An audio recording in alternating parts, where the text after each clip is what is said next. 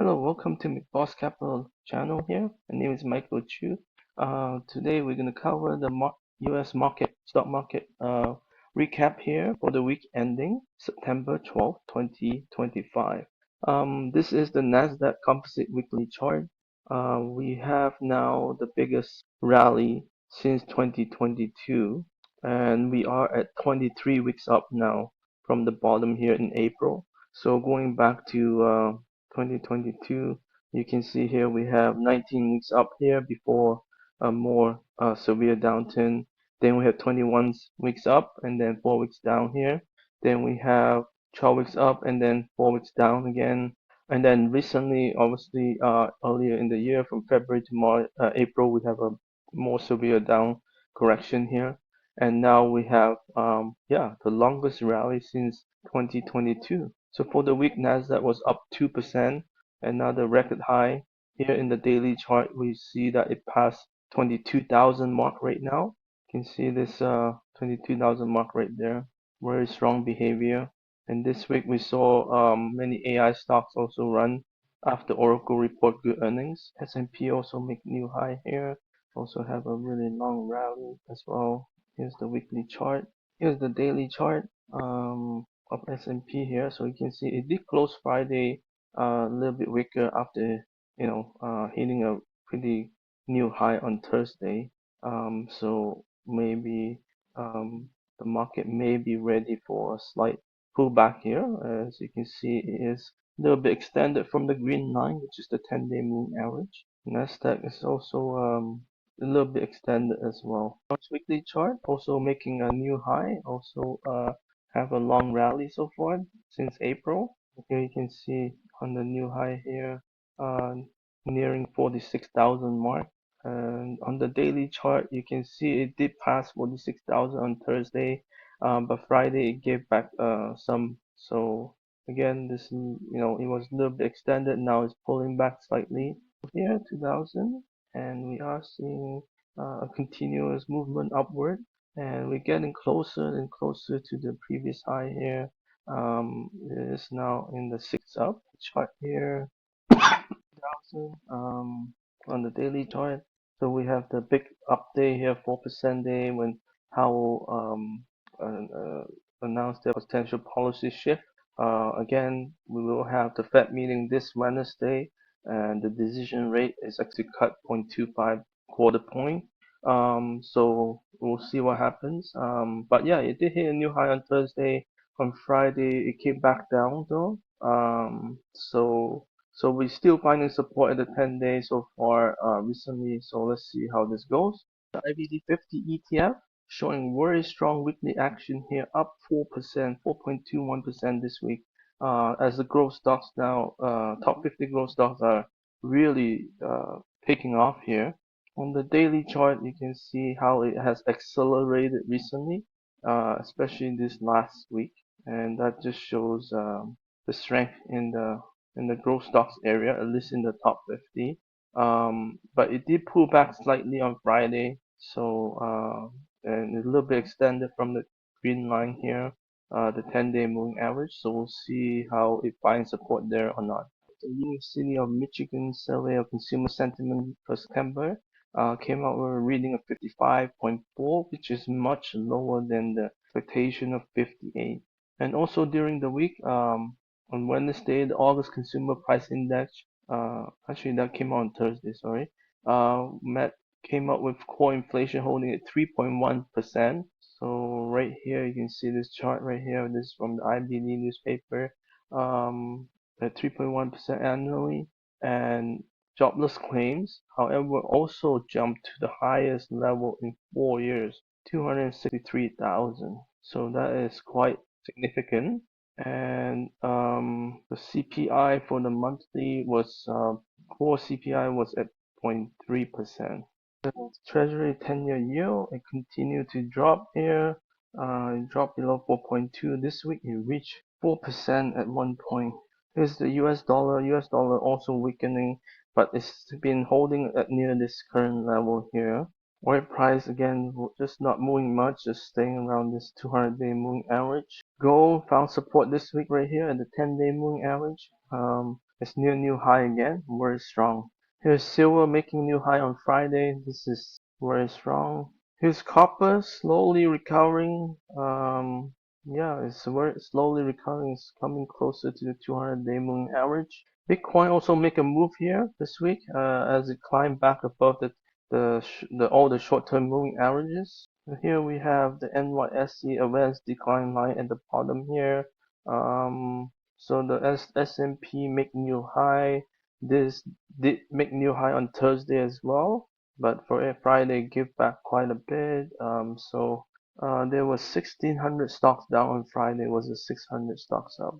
For Nasdaq, this one also came close to making a new recent high on Thursday, but yeah, it also gave back on Friday, and again we see 2,700 stocks down versus 1,400 stocks up.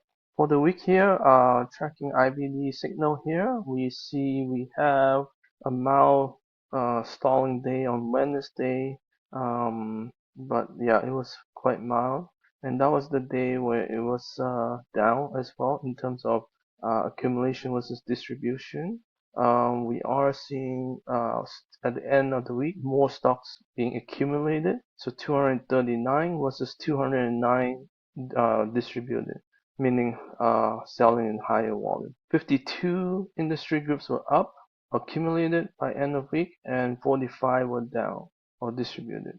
On the sector area, we're seeing very near flat numbers by the end. So this is net accumulated minus distributed.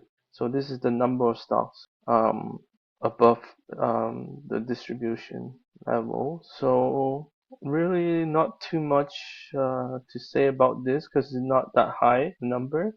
Commodities are at 18.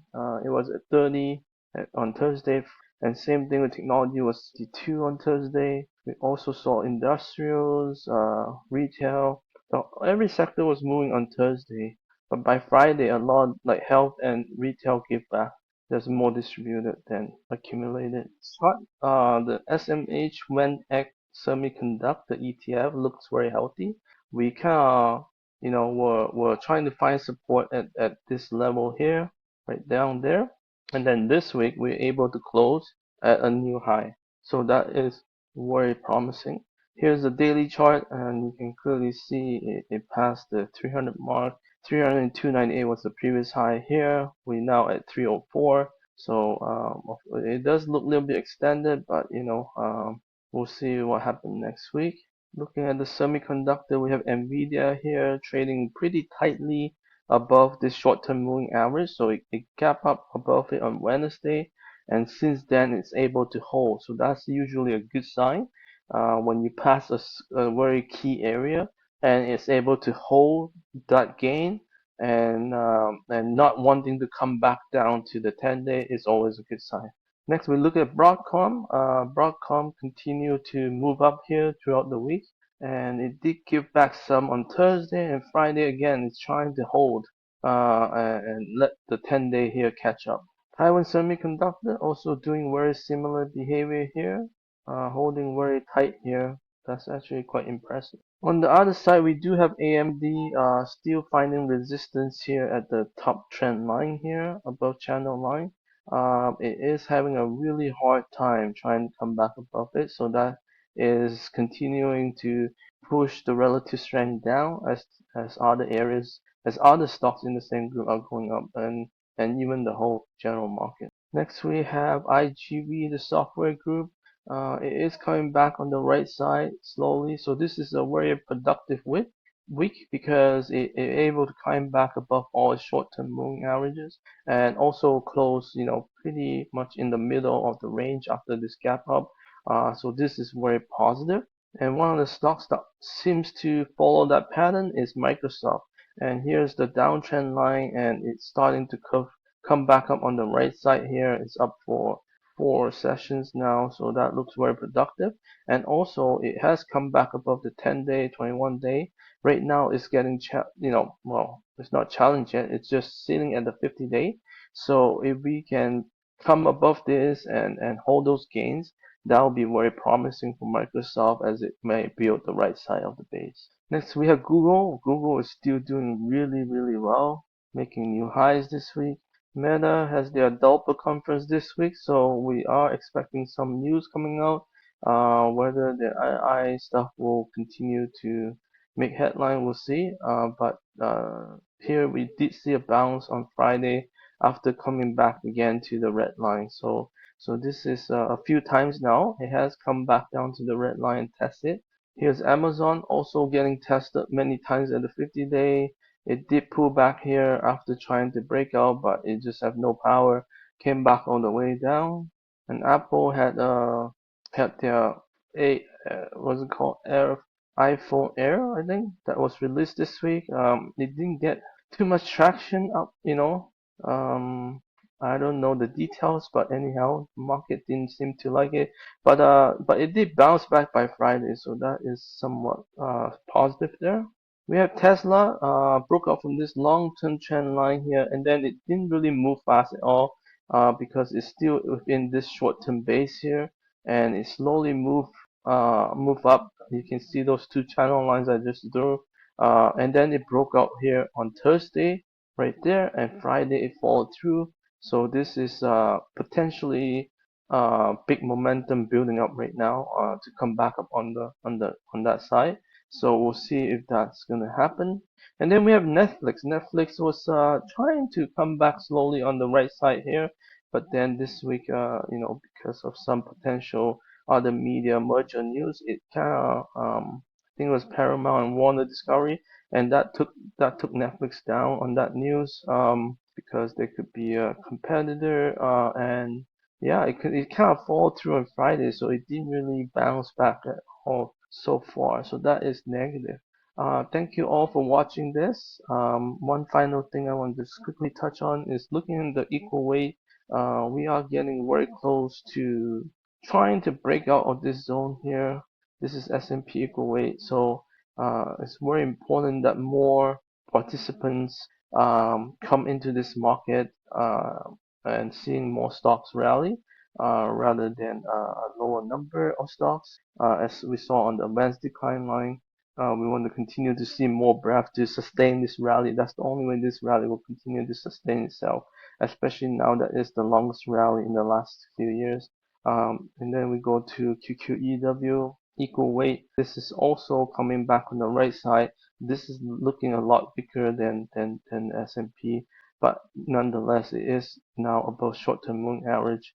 So we'll see how this also behave. I'll be doing the growth stock list video next, so please follow and thank you and like and subscribe.